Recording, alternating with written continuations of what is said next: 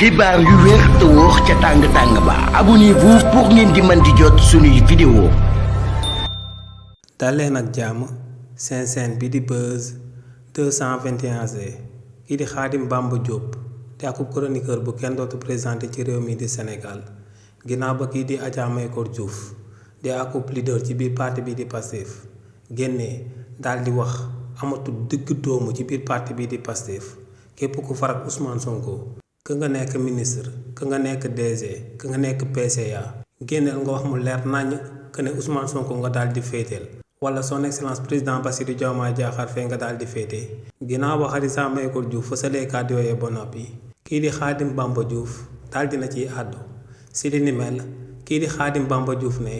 lu leer ba am moom mooy que ne ci biir parti bii di Pastef am na ñoo xam ne dañ cee daal di nekk daal di bokk ci bureau politique bi te ne ay équilibriste lañ luñ bëgg coûte que coûte moom mooy que ne son excellence président Bassirou Diomaye Diakhar Faye ak premier ministre am bii di Ousmane Sonko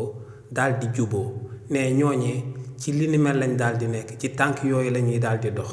waaye nag ne ginnaaw buñ demee ba ci kanam dina gën a daal di leer que ne son excellence président Bassirou Diomaye Diakhar Faye dafa jël yoonu boppam te lu mu nam ma daal di amal du lenn lu daal di songu waa parti bii di Pastef nee nag buñ agsee foofee lu leer ba am moom mooy que ne ci biir parti bii di Pastef kenn du am droit di continuer di nekk akub équilibriste ne foofu ñëpp ñoo war a daal di génn daal di àddu daal di wax seen féetewaay soit ñu daal di koy jëmale ci jëmm premier ministre bii di Ousmane Sonko soit ñu daal di koy jëmale ci jëmm son excellence président Bassirou Diomaye Diakhar Faye